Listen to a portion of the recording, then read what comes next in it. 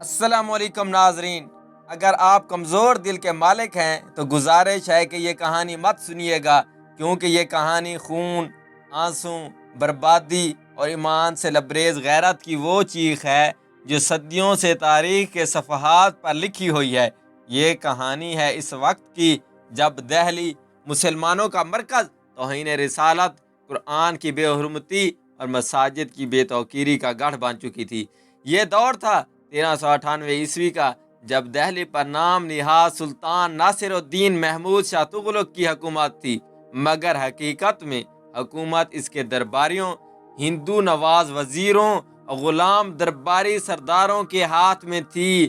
مسلمانوں پر مظالم ڈھائے جا رہے تھے، اللہ کے گھروں کو استبل بنایا جا رہا تھا، اذان پر پابندی تھی، مساجد میں ناچ گانے کی محفلیں منعقد کی جا رہی تھیں، مدارس کو بند کر دیا گیا تھا، اور سب سے بڑا جرم قرآن مجید کے نسخے جلا دیے جا رہے تھے۔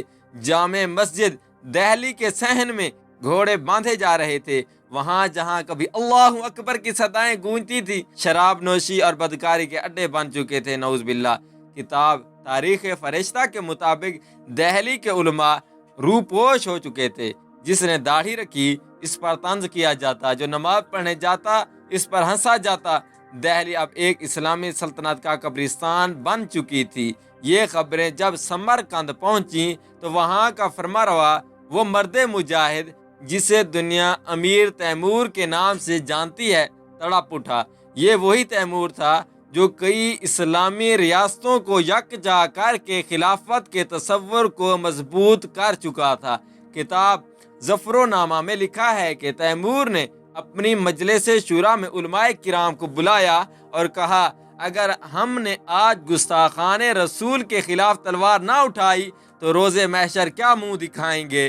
علماء نے فتویٰ دیا، جو شخص قرآن جلائے، مسجدوں کو گرانے کا حکم دے، اذان پر پابندی لگائے اور رسول اللہ صلی اللہ علیہ وآلہ وسلم کی شان میں گستاخی کرے، وہ واجب القتل ہے۔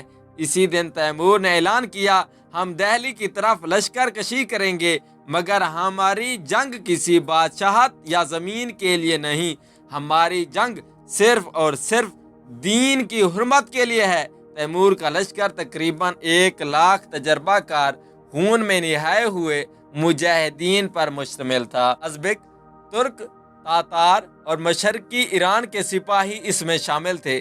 قندھار، غزنی، کابل، ملتان سے ہوتا ہوا لشکر ہندوستان کی طرف بڑھا۔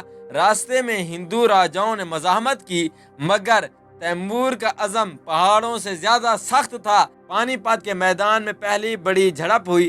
دہلی کے سلطان نے ہندو راجاؤں سے مدد مانگی، لیکن وہ صرف نام کا بادشاہ تھا، اس کے وزراء اور درباری عیش پرستی کے عادی ہو چکے تھے۔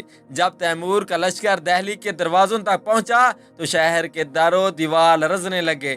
تاریخی کتب کے مطابق تیمور نے دہلی کے شہریوں کو پہلے دن پیغام بھیجا، جو مسلمان ہے اور دین کے ساتھ وفادار ہے وہ محفوظ رہے گا، مگر جو گستاخوں کا ساتھی ہے اس پر میری تلوار بے رحم ہے۔ دوسرے دن جنگ کا طبل بجا، تیمور کے گھوڑے دہلی کی گلیوں میں دوڑنے لگے۔ راجپوت اور دہلی کے وفاداروں کی مشترکہ فوج مقابلے پر آئی، مگر زیادہ دیر نہ ٹھہر سکی۔ تیمور کے سپاہی گھر گھر گئے، ان جگہوں کو تلاش کیا جہاں قرآن جلایا گیا تھا، جہاں مسجدیں گرائی گئی تھیں، جہاں علماء کو قتل کیا گیا تھا۔ تاریخ تیموریہ کے مطابق تیمور نے سب سے پہلے جامع مسجد دہلی کو پاک کیا، وہاں اذان دوبارہ دی گئی، امام مقرر ہوا، نماز جمعہ ادا کی گئی۔ پھر ان افراد کو چن چن کر نکالا گیا جنہوں نے مسجدوں کو گرا کر شراب خانے بنائے تھے، جنہوں نے قرآن کے نسخے جلائے تھے، ان سب کو شہر کے مرکز میں لایا گیا۔ ابن عرب شاہ لکھتا ہے کہ تیمور نے خود کھڑے ہو کر ان گستاخوں کو سزائیں دیں، کچھ کو زندہ جلایا گیا، کچھ کو سولی دی گئی اور کچھ کو انہی کے خاندان کے سامنے قتل کیا گیا۔ یہ منظر دیکھ کر دہلی کے وہ لوگ جو خاموش तमाशाई थे, रोने लगे। एक बुजुर्ग ने तैमूर से आकर कहा, ऐ अमीर, हमने जुल्म देखा मगर कुछ ना कर सके, आज तेरी तलवार ने ईमान को जगा दिया।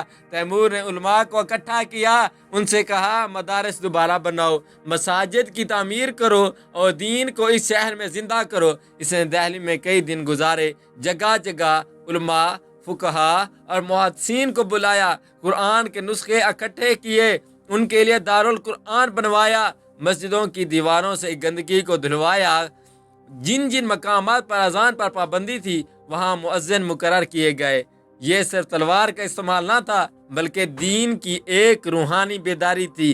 तैमूर जब दिल्ली से वापस लौटा तो पीछे एक पैगाम छोड़ गया, अगर तुमने दोबारा गुस्ताखी की तो मेरा बेटा या पोता नहीं, मेरी रूह वापस आ जाएगी। उसके बाद दिल्ली में कई दहाइयों तक कोई शख्स कुरान या मसाजिद की तौहीन ना कर सका।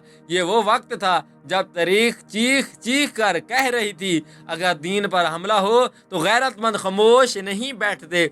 और आज जब हमें फिर ऐसी गुस्ताखियों का सामना है तो हमें तारीख से सबक लेना होगा। हमें अमीर तैमूर की मानद खड़ा होना होगा, कलम से, ज़बान से, और अगर ज़रूरत पड़े तो किरदार से दीन का दिफा करना होगा। क्योंकि दीन मुहम्मदी सिर्फ मस्जिद में सजदे करने का नाम नहीं, बल्कि जब रब के घर की तौहीन हो और हम चुप रहें तो ये खामोशी भी जुर्म बन जाती है। ये कहानी ख़त्म नहीं हुई, ये तो आगाज़ है गैरत के एक नए दौर का। जज़ाकल्लाह नाज़रीन, अगर आप हमारे चैनल पर नए हैं तो काइंडली हमारे चैनल को सब्सक्राइब करें, अपने दोस्तों के साथ वीडियोस को शेयर करें, वीडियो को लाइक करें, एक प्यारा सा कमेंट्स करें। मिलते हैं एक अगली नई दिलचस्प वीडियो में, तब तक के लिए अल्लाह हाफिज़।